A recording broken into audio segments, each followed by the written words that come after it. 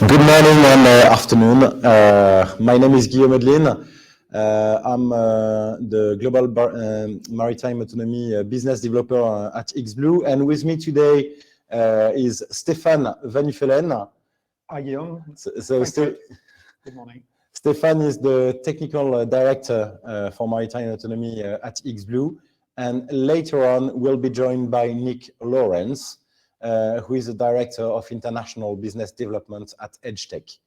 Today's topic is to present you FlipiX, our new remotely operated towed vehicle. So basically, we are going to make a 25-30 minutes presentation, followed by a question and answer session. So please, write down your questions on the chat, which is available. We will answer them in the wake of our presentation.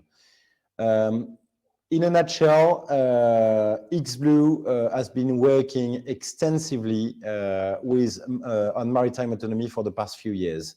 We have an extensive experience in that field, and thanks to a unique combination of in-house expertise in navigation, artificial intelligence, robotics, shipbuilding, sonar systems, subsea positioning, and motion control. This unique combination of in-house expertise allows us to support the transition of the industry toward remote operation. Now, having said that, Stéphane, can you introduce us to FlipiX? Of course, Guillaume. So, FlipiX is very much about a new generation of ROTV. It's designed, to convey and operate side scan sonar and magnetometer. And at the end of the day, the aim is really enhancing the service scope and the autonomous service scope. So FlipiX is designed, to be operated as an integrated autonomous solution or from a traditional survey vessel. Okay, so what exactly are we trying to achieve from a mission point of view? So we've got a lot of customer feedback. We've got the DRIX, and out of discussion with customer, we realized that there was a real need of uncrewed solution to combine UXO survey with hydrographic and geophysics survey. At the end of the day, from a customer perspective, it's very much about operation efficiency and reducing the cost. So if you are able, to combine the UXO hydrographic and geophysics survey with a combination of FlipiX and DRIX, you can, do all this together in a single run, resulting in this huge operation efficiency gain. Well, if you tell me about hydrography, about geophysics and UXO, it sounds like pretty much like maritime renewable to me. Do you plan to use FlipiX for in support, for example, of installation and inspection for wind farms? No, of course, out of all the discussion we had with our client, the EMR market is a key drive toward this integrated solution. But, looking more at the detail of how it looks like, so we keep the DRIX, as the main platform, to convey the multi-beam sonar and the sub-bottom profiler. And in the back of it, you've got FlipiX, which is being towed by the DRIX, which convey the side scan sonar and the magnetometer. Just to give order of magnitude, we've got a cable length in the range of 250 meters behind the DRIX. And typically, FlipiX is going to be operating down to water depth of 50 meters. Mm-hmm. So we truly think it's a kind of unique combination, that brings a true differentiation to the market. All right, so DRIX plus FlipiX, I get it. That's a game changer for autonomous survey, and it brings a most comprehensive survey solution to the market. Great. But could you please provide us with more detail regarding the sonar measurement quality, for instance? Okay. So, if you look from a client perspective, in terms of client need, it's very much about measurement quality and delivering, measurement to the client in the most efficient way. And it's also having a system, with an extended operating envelope to cope with all their needs. So when you think about, side scan sonar measurement, having a stable motion, for the sonar, as it's being told, is extremely important. And when we started designing FlipiX, it was with, that notion of active motion control. If you look, at the waterfall display of a side scan sonar, if the sonar is moving, you will see some side artifact, on the edge of the image that usually, will kind of force you to plan for your survey line in a conservative way. To try to reduce the risk of, a gap in between measurement in two lines. So with FlipiX and its active motion control, you really reduce, the risk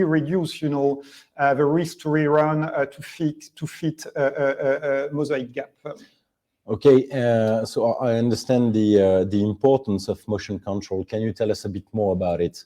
So previously, you saw a small video, of FlipiX in action underwater. So, it looks very much like a small underwater airplane, and in terms of altitude or depth control, we use the main wing, which is actuated by a linear servo motor. And FlipiX is, of course, fitted with altitude and depth sensor. But we also, implemented some side aileron, on the wing to control the roll, as well as an additional aileron in the back tail to control the pitch. So this is what allows us to, to have this very precise control of the FlipiX body motion. But you're telling me about a very precise control of a FlipiX body motion. What sort of navigation accuracy do we have with the FlipiX? Yes, so I would say, in terms of typical kind of control that we achieve on the survey line, so you can see, a graph of pitch and roll of FlipiX along the survey line, and you can see we're well within plus or minus 1 degree. So, also beyond, enhancing the measurement quality, having a stable platform and the active motion control also enables to do faster U-turn, which is also very important from an operational standpoint and, gaining time on your operation cycle. Of course, when you go from one 9 mile to the other. And also, in terms of performances, we typically run FlipiX, at altitude in the range of 5 meters. Okay. But depending on the terrain, you can probably go down. We routinely go down to 2 meters as well. So it's what we routinely achieve when we operate it, with some variation on the altitude in the range of a few tens centimeters. So. Well, so you overfly the seabed at 2 meters of altitude. That's impressive. Can you? So it's. I understand you can use it with the DRIX USV or with a USV, as a matter of fact. How about using it with survey vessels? No, so of course you can use FlipiX with a traditional survey vessel.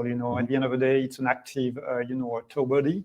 So FlipiX was designed with a pressure rating of 300 meters of water depth. And of course, you can use it with a traditional survey winch, with a coaxial cable that you will usually, find on these winch. All right.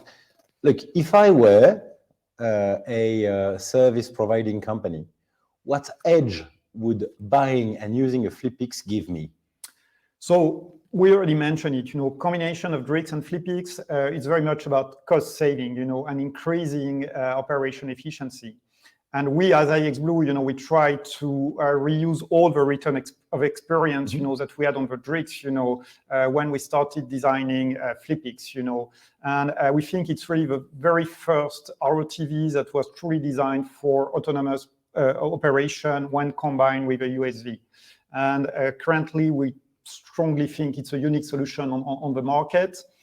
And we're back, to the iXblue technical depth, and all this unique in-house expertise we've got access to, that has really enabled us, to design this fairly unique ROTV. And it's the iXblue long-term vision, to kind of develop a comprehensive ecosystem of maritime autonomous solution to support our client needs. Okay, and sensor-wise, what sort of equipment can you fit on board FlipiX? Okay, so FlipiX was primarily designed for to support UX operation, which means to convey side scan sonar and magnetometer.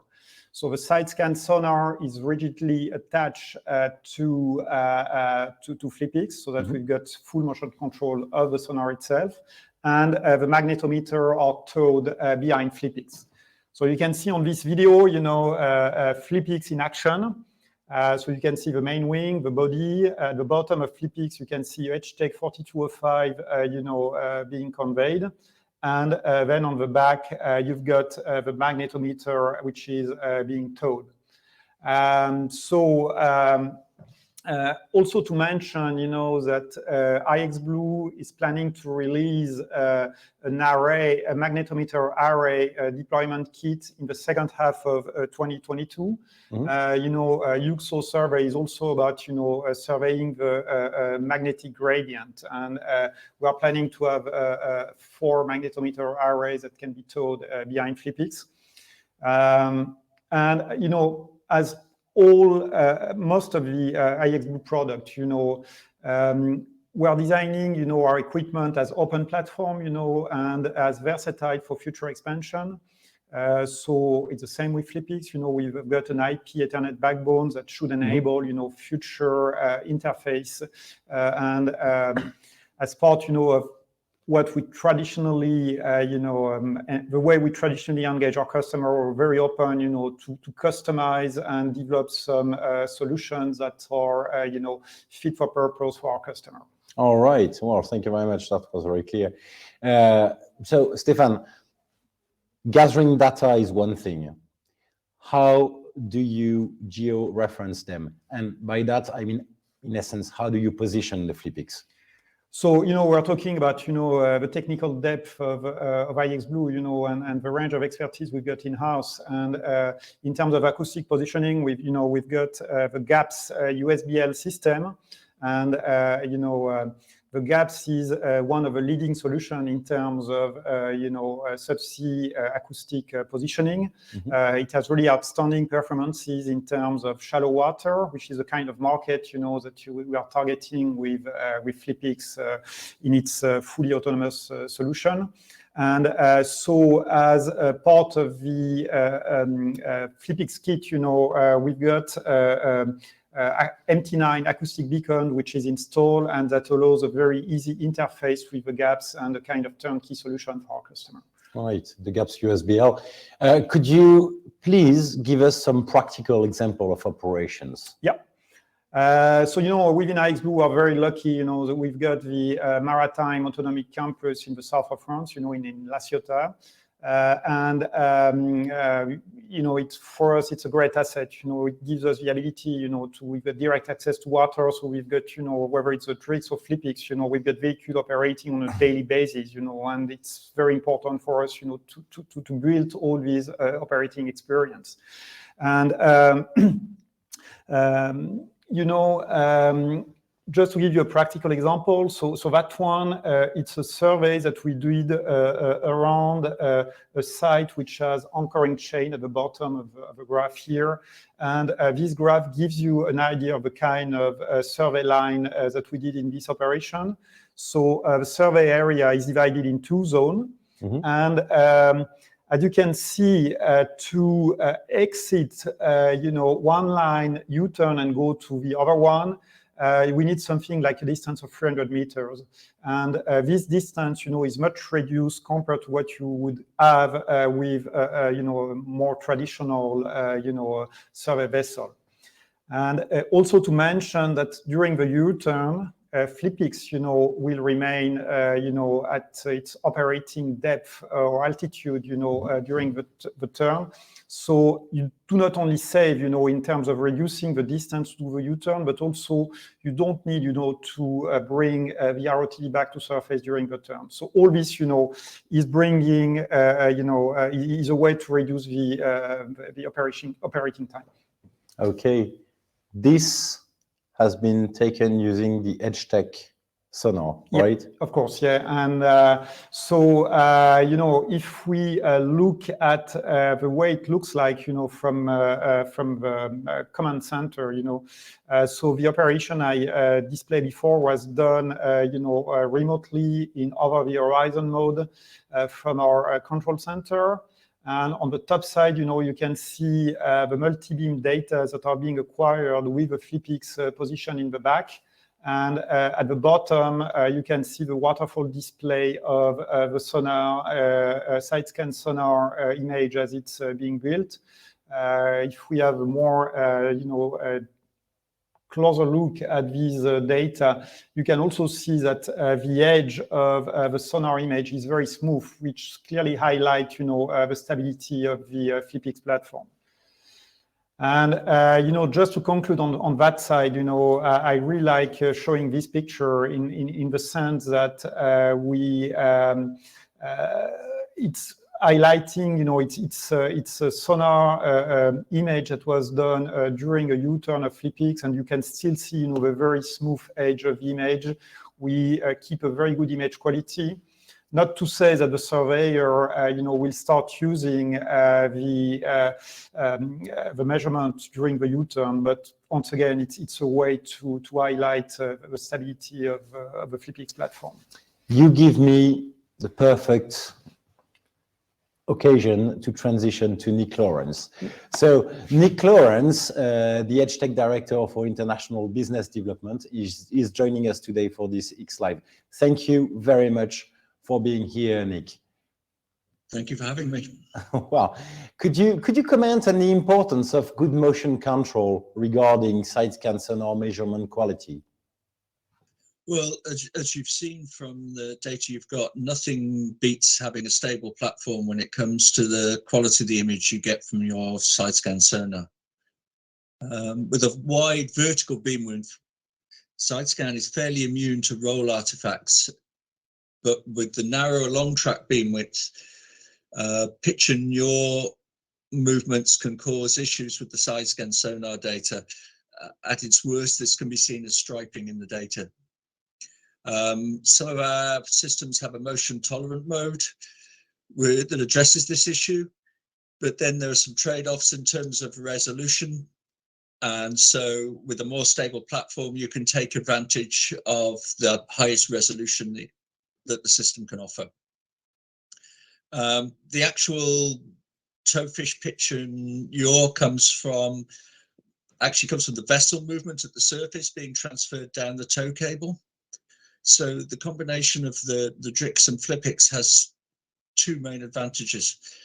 Firstly, the DRIX itself is more stable than a typical manned vessel, especially when you talk about small boats used in shallow water operations. So there's less motion at the top being transferred down the cable. And secondly, the motion control of the FlipiX means that it removes what motion would otherwise have been apparent at the bottom end of the cable. So essentially, you have a very, very stable side scan, so very good data. All right, thank you very much, Nick. How difficult was it to integrate the 4205 onboard the FlipiX? It wasn't very difficult at all. It was very easy. We already offer what we call an ROV/ROTV option on the 4205. Essentially, this gives you a 48 volts DC power input and a direct Ethernet communications link, which is in addition to the normal tow cable connection.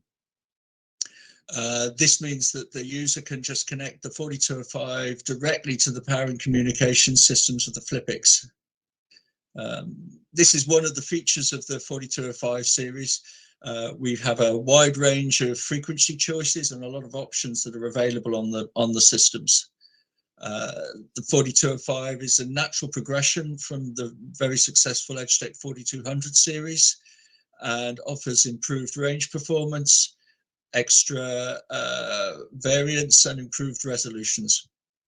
So we now offer a tri-frequency towfish like the one currently installed on the FlipiX, and that gives the user the ability to select on the fly any two of the frequencies available for simultaneous dual frequency operation. The idea of this is that the same towfish can be used for a wider variety of tasks.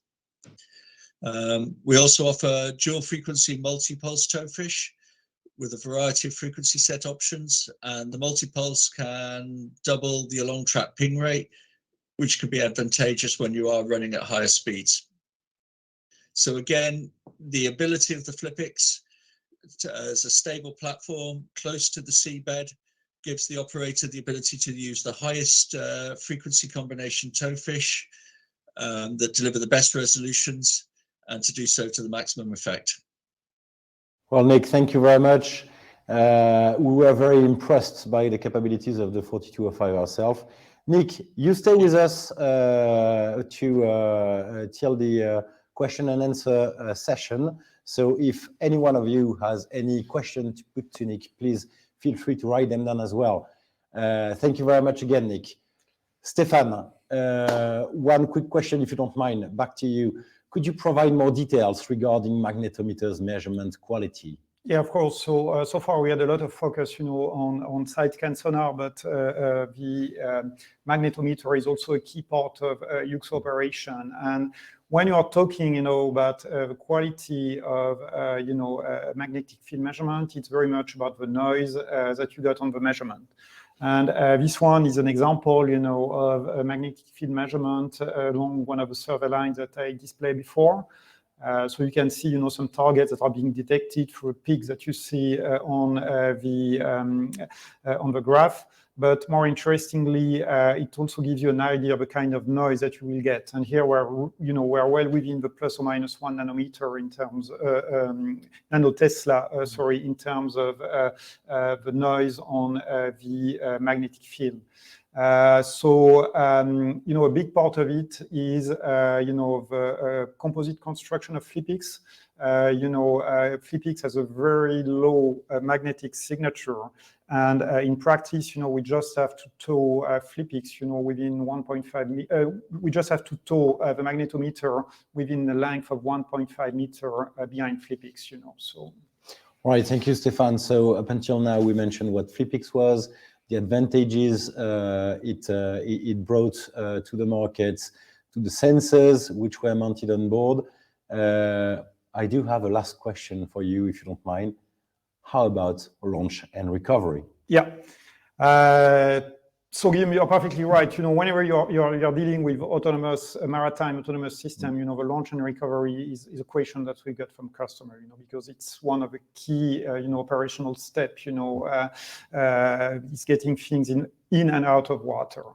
So when we started, designing FlipiX, we had this very much in mind, and we designed, a very simple and ruggedized launch and recovery system that can be fitted on, support vessel as small as a rib, as you can see on this picture.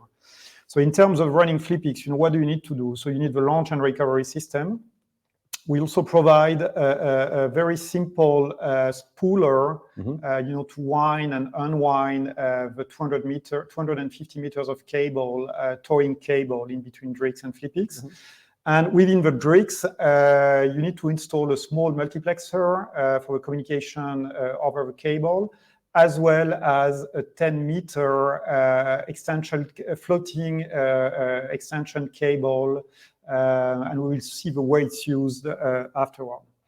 So having a look, this video, will kind of show a different step for the launch and recovery of FlipiX. So now you move on site, with FlipiX on the back of your support vessel. The support vessel gets close to the Drix, and then you catch the floating extension cable with a pole. Then the next step is to connect this extension cable to the main FlipiX cable, the 250 meter of cable, and then the Drix move away, manually piloted, and you unwind the 250 meter of cable, and then you connect FlipiX, and once FlipiX is connected, you just release it from the launch and recovery system, and you are ready to go. Whoa. So as you can see, it's fairly straightforward and quite simple in terms of the operating step. Now you can see, FlipiX being ready with a magnetometer in the back and ready for an operation. It's impressive. And then, so you start, your survey, and then regarding, the recovery part, you kind of do the same step in the reverse order. First, recatch, the extension cable to disconnect the main FlipiX cable from this extension. Once it's done, the DRIX moves away, and using the spooler, you start winding the cable back onto the support vessel. And once you've got, and then you kind of recover FlipiX on its launch and recovery system.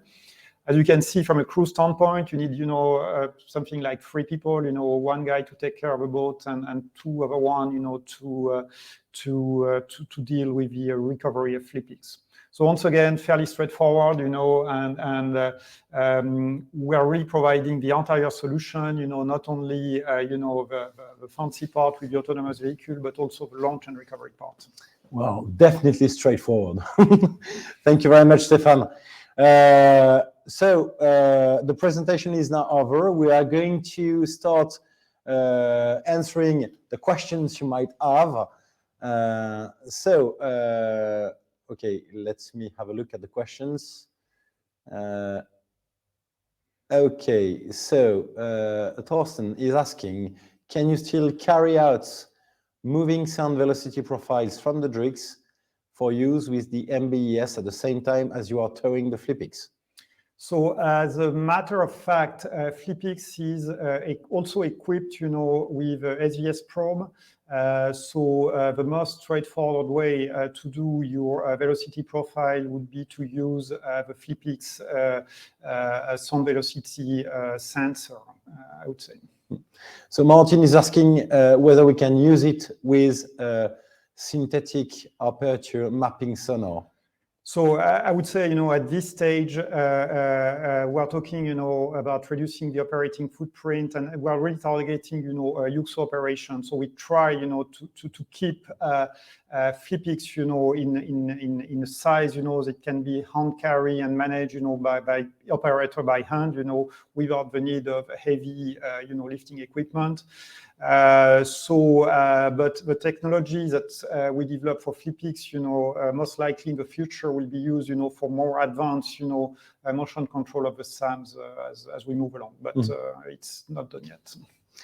Alistair is asking, what is the hindrance of DRIX when towing FlipiX? So of course, we've got an impact of kind of towing FlipiX. It's adding some drag to the DRIX. So in terms of the actual autonomy, we're talking about something, I would say, 2 to 3 days of, kind of. Okay, 2 to 3 days. And of course, the environment has an impact as well. Rocco is asking what FlipiX maximum payload is.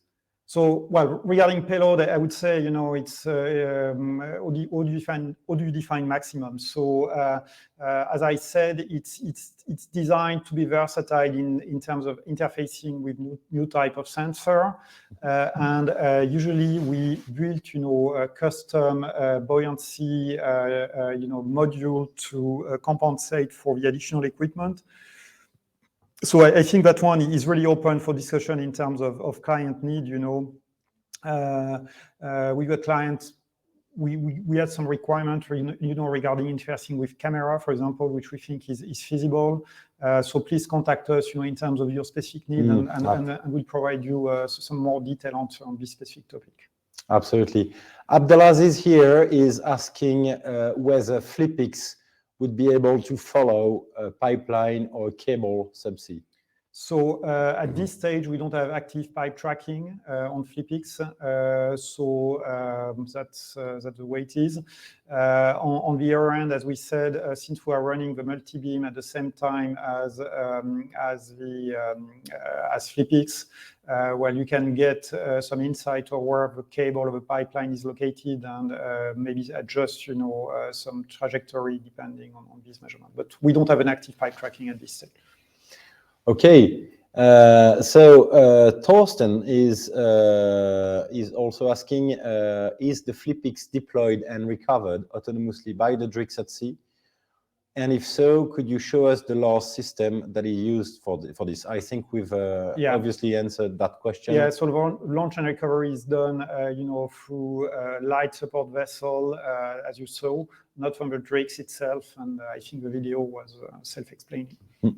So Alastair is also asking if using FlipiX with a DRIX, how much of the sensor data can you get ashore in real time? So all that, kind of depend on, the connection that you have in between, the kind of connection that you got in between the DRIX and shore. All the case studies that we presented, was done with 4G, and we managed, to get the side scan sonar waterfall display in real time. I would say, one area where we still need to work on, it's full OTH over satellite link. And from that standpoint, most likely what you will get access is more kind of snapshot, of the sonar image as you run the operation, but not the real-time data. Okay, just to thank you very much, Stefan. Just to remind everyone, DRIX can be fitted with. It's all a matter of bandwidth, basically, but DRIX can be fitted, is fitted by default with Wi-Fi. We've got LT, the MBR from Kongsberg, and high bandwidth satellite communication, as well as safety satellite communication with an Iridium. So Duncan is asking, in over-the-horizon operations, how does XBlue manage the data that needs to be transferred and viewed in real time, and this will increase significantly with the addition of these sensors for QC? Yeah, so as you could see in the, during the presentation, the OTH operation we're currently running are done, with a remote desktop connection. But as part of, the DRIX ecosystem, we've got the Cortex software, which is kind of taking care of the autonomy and the management of a vehicle. And as part of this Cortex software, we've got a module which is managing the communication over, a satellite or 4G link. And we've got a notion of data priority management and so on to make, efficient communication on low bandwidth, high latency satellite link. So FlipiX currently is not integrated in this solution, but it's something that will come in the near-term future, so that we've got full support of FlipiX over satellite link. All right, thank you, Stefan. Neil is also asking to expand on the autonomous aspect. Is this capable of totally autonomous piloting within the limits of the cable length, or is this remotely controlled? So that one, I mean, is the user is kind of setting a target in terms of depth, and then it's all fully automated. I mean, we've got a control algorithm running on FlipiX, and the control of altitude or depth and pitch and roll is done completely autonomously. Yeah, it's and we do also, as a reminder for everyone, we do supervised autonomy of the whole spread, I would say, the DRIX plus the FlipiX. Yeah, and you're completely right. We always have, it's part, DRIX concept, which is this notion of supervised autonomy, where you always have a DRIX supervisor, in a remote operating center to supervise the operation. Okay. Philip is asking, what is the max sea state acceptable for pitch and other attitude stabilization? Well, I think, our experience, if you are kind of controlling the altitude, the sea state does not impact too much. So at the end of the day, the DRIX, is a very stable platform, in terms of forms, versus sea state, and of course it's kind of minimizing the cable motion, and kind of strongly reducing the impact of, the cable traction on the altitude control.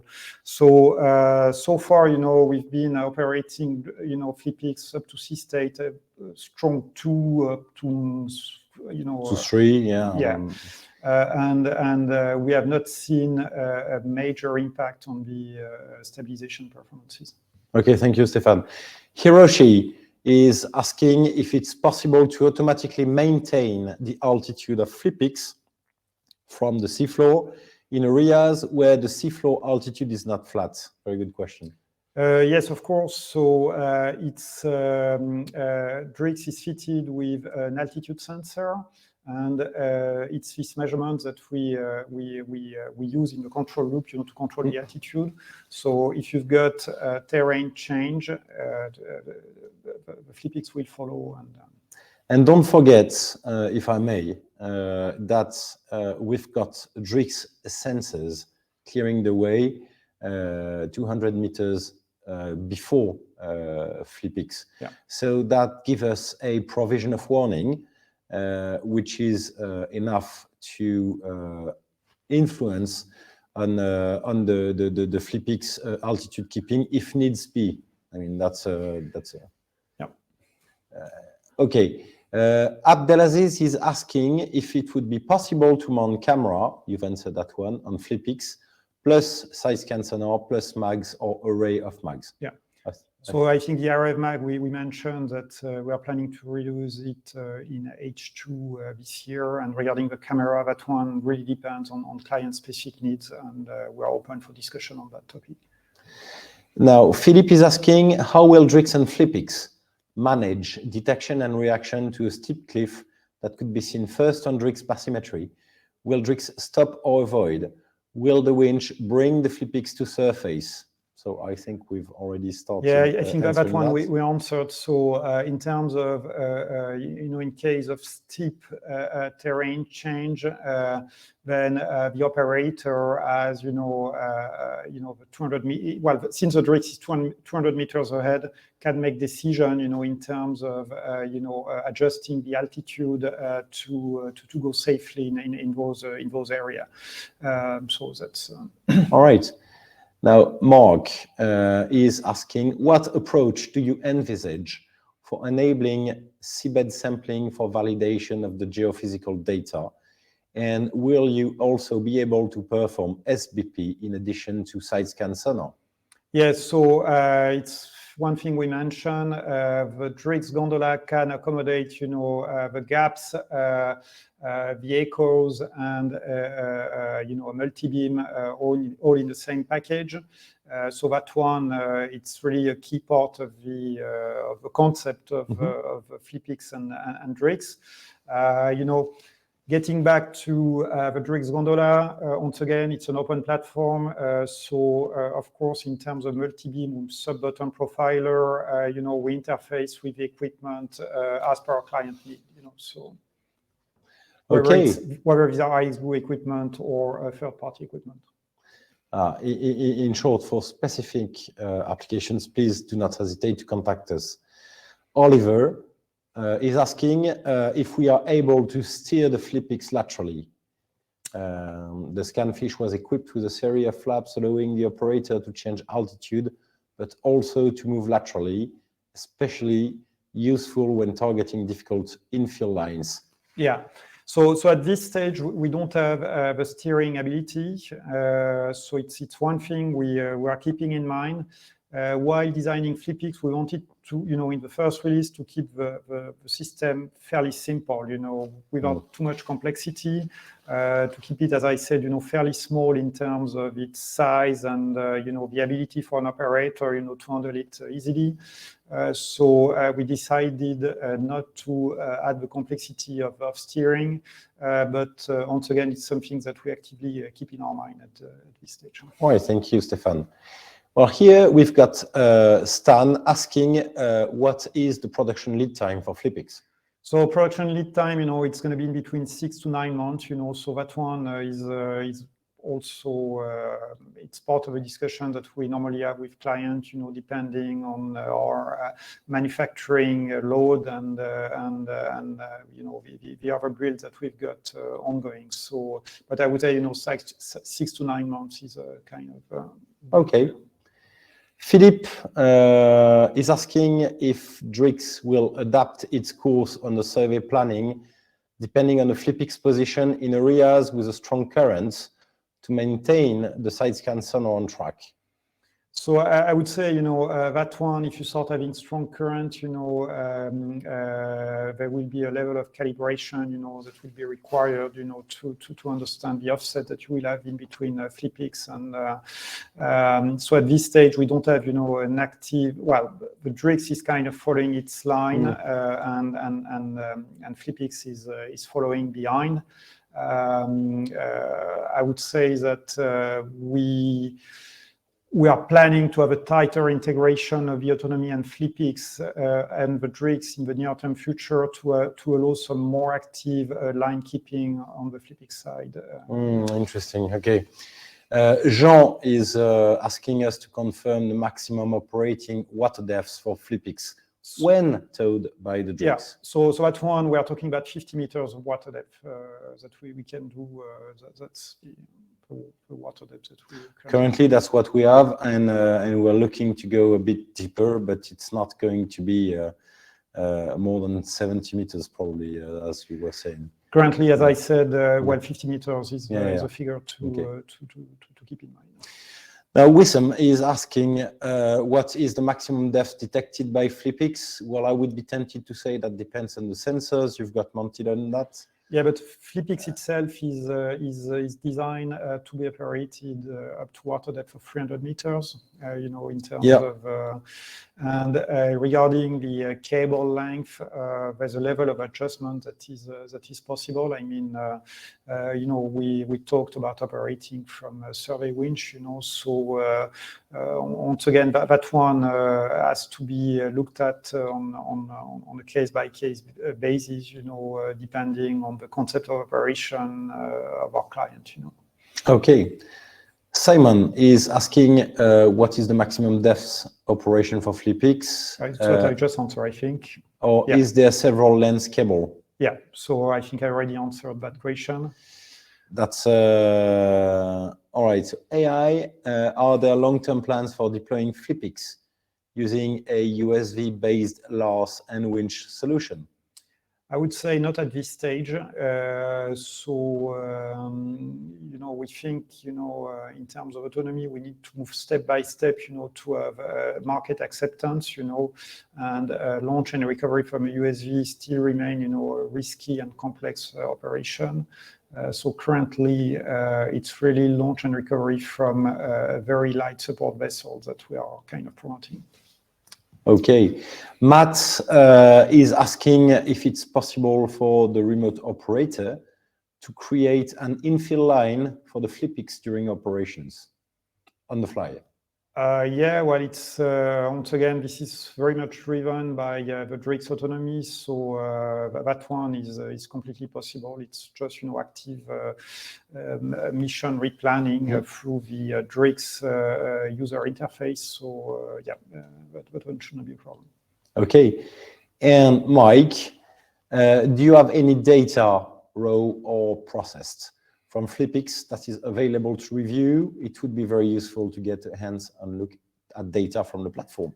No, so I think that one, we can, we got a significant amount of data sets that we can make available to clients if they want to check for measurement quality or, so shouldn't be a problem. Just contact Guillaume or one of the business guys and we'll make it happen. Okay, and looks like we've answered all the questions. So, Nick, thank you again very much for joining us today. Again, it's been a privilege to work with your fantastic piece of equipment, the 4005 from EdgeTech. Stéphane, thank you very much for answering and allow us to grill you on a number of sometimes difficult questions. And I personally thank you all for attending this webinar. Please contact us if there is any pending question. And I wish you a wonderful day. Thank you very much, everyone. And see you in the field very soon with Drakes and FlipiX. Have a good day.